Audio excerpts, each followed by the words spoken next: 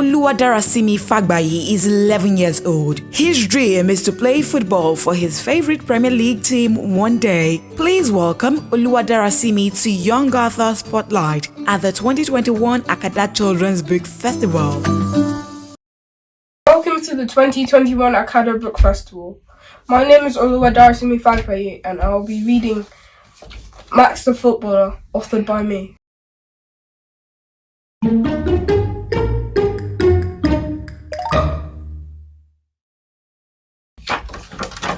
Long ago, in a little village called Ola, there lived a family of three. Mr. and Mrs. Daniel Akinfowa and Makinde, their 10 years old son, who was fondly called by his nickname, Max, most of the time.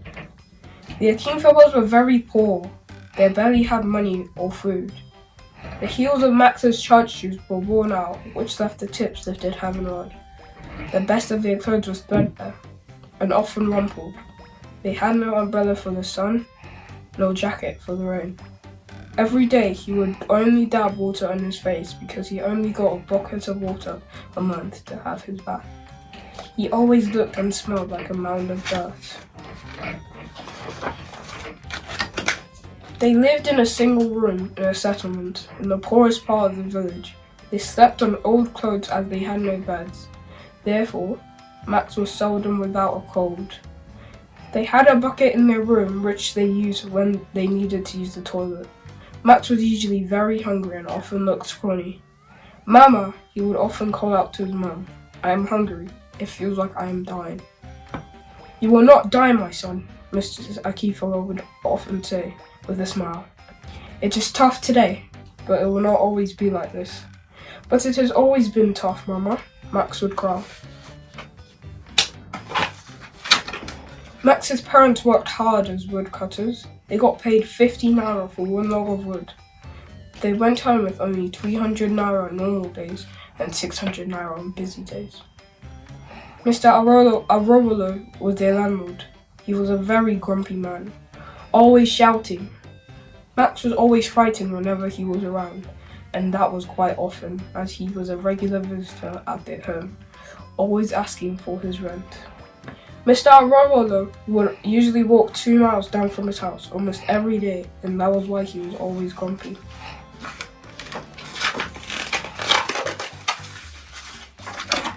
Their village had only 4 other buildings and they were about 2 miles away from the settlement. Max's school was one of the other 4 buildings. He would walk to school 2 miles to school and back home. The school was very small. It had about 100 children squashed in what was a classroom. They did not have books to write on. They wrote on the floor using rocks. They also did not have chairs, tables, boards, or playground to play. Although Max loved soccer so much, he had no field to play on in the school. So, Max was always happy whenever he joined his mother to go to the town market in the village bus, as he could play soccer with the other children in town, while his mother was busy buying vegetables and the little groceries she could afford. Sometimes he joined his parents to town to cut wood and played his football while they were busy at work. The village bus was very small and dirty, and they had to share the small space with a lot of people as the bus went to the town on Saturdays only. But Max never minded. He was going to play football and that was more important to him. Max tried to help his parents by asking his teacher for money. His teacher was kind. "I am so hungry, sir. We haven't had food in the house for the past few days."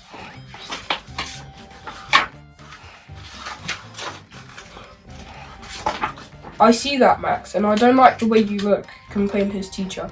His teacher would usually give him 15 naira on some days, which he gave to his parents. Max loved football so much he begged his parents to use part of the money to take him to town on Saturdays. Soon, his mother started to take him to town every Saturday to join his team to play.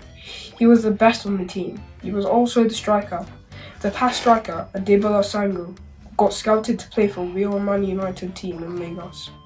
Max hoped to get scouted to play for the same football club or another prominent club one day, and maybe, if he was very lucky, another more prominent club one day, and maybe play for a foreign football league in those faraway countries.